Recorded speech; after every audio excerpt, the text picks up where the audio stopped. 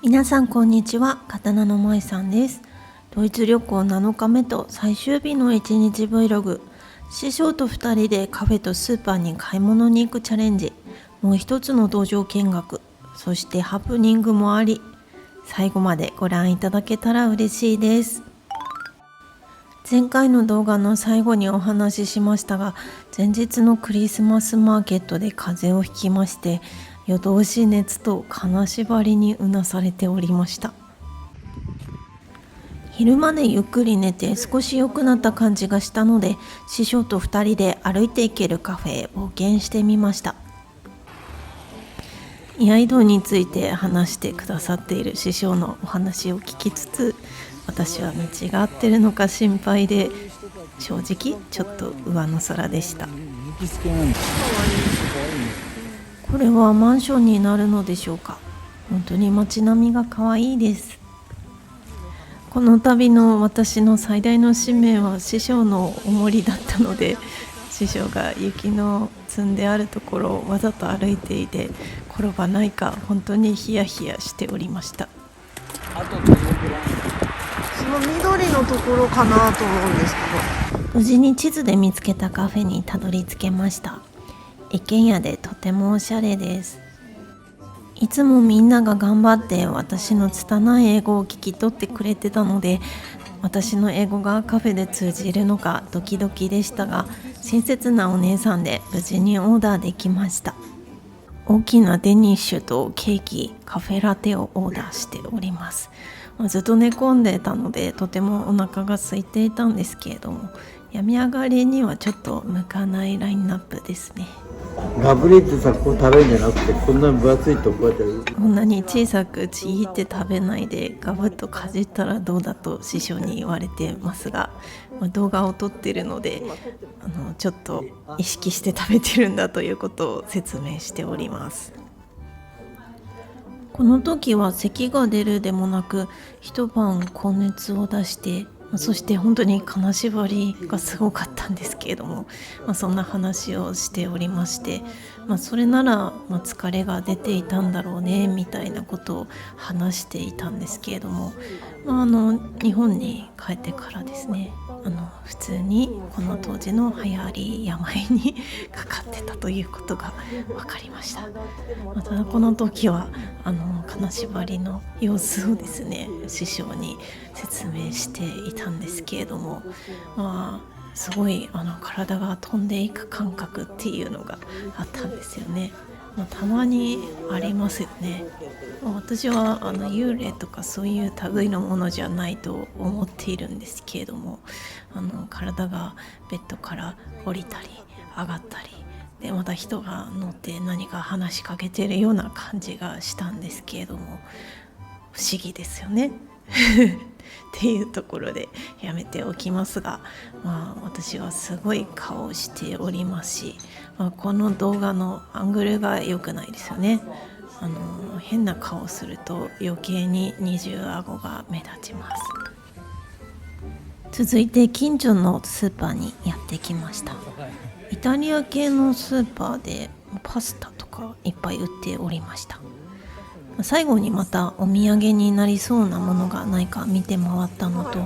私は今回預ける荷物は IKEA バッグに段ボールという無謀なパッキングできましたので、スーパーで段ボールをもらいたいという魂胆でした。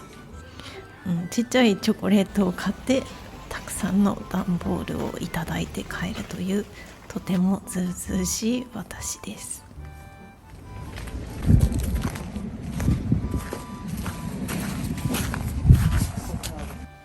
ドイツ最後の夕日にちょっとしんみりしてしまいました。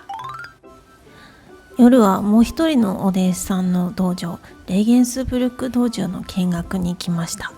こちらは学校の体育館を使わせていただいているそうです。いやー、風邪ひいてやんのみたいな感じで茶化した後にちゃんと心配してくれる彼はジェントルマンです先生たちお二人の組立ちはとても迫力がありました。この少年がとても大きくて先生の倍ぐらいあるように見えます。道場の皆様とディナーにやってきました。お酒はやめて私はハーブティーにしたのですが、賢明な判断だと褒められました。スペインタパスのレストランだったので、食べたい分だけ取って食べるスタイルだったので安心でした。これは道場で早抜きの稽古をよくされているそうで、若い少年に道場主のピーターがちょっと負けたのかな、そんなところですね。で、今回も日系の彼が来てくれたので、師匠の通訳は彼にお任せして本当に安心でした。結局部屋に戻ってからビールを飲んでおります。これはパッキングが終了した様子ですけれども、なんでこんな袋で来たかっていうと、お土産を渡したらスリムな形で帰れると思ったんですね。なんですけど、とってもたくさんのお土産をいただきまして、次はもう絶対に大きなスーツケースを買って持っていくことにいたします。最終日の朝です。少し良くなったと思ったんですけれども、起きたらまた結構体調が悪くなっておりました。顔もちょっと赤いですね。一応弁解させていただきますと、師匠を含めドイツメンバーも誰も映ってなかったようで、それだけは不幸中の幸いでした。ピーターとお弟子さんが迎えに来てくれました。Thank you。この日はセントニコラスデーと言いまして、サンタクロースのモデルになった実在の司教様のお祝いをする日だそうです。いい子にしているとこの日にお菓子やプレゼントがもらえるそうで、いい子にしてたかな、私たち。イアイドセミナーの様子が地方新聞に掲載されました。師匠とピーターのインタビューの様子書かれていたそうです。こうして見ると改めてすごい活動をされていて、私も同じ空間にいられてよかったなと思います。ミュンヘン空港に到着。一応自撮りも撮っておりましたが、顔色が悪いです。荷物を預けるカウンターにやってきました。前にもお話ししたかもしれないんですけれども、刃物の扱いについては日本よりもドイツの方がだいぶ厳しくてですね、特に居合刀っていうものはもちろん認知されてないからっていうこともあるんですけれども、腰にピストルを下げたポリスマンがやってきまして、ピーターに詳しくドイツ語で説明していただいたんですけれども、中身を開けて、これは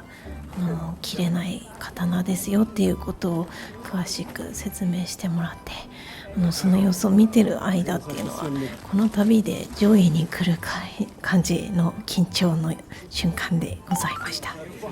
ピーターのおかげで刀も無事に預けることができまして、いよいよ2人ともお別れの時間がやってきました。何から何まで本当にお世話になりました。最後まで手を振ってくれてすごく寂しかったですけれども、また翌年会えまして、その動画の方が先にアップされていますので、よかったらご覧いただけたら嬉しいです。フライトまで時間があったので、ちょっと師匠と空港の中をうろうろしていたんですけれども、この中はすごく寒くてですね、私はどんどん具合が悪くなってきてしまいまして、だいぶまだ時間はあったんですけれども、申し訳ないですがもう歩きませんっていうことで、搭乗口で座って待機させていただくことにしました。これは師匠に LINE の使い方を教えてあげている様子ですね。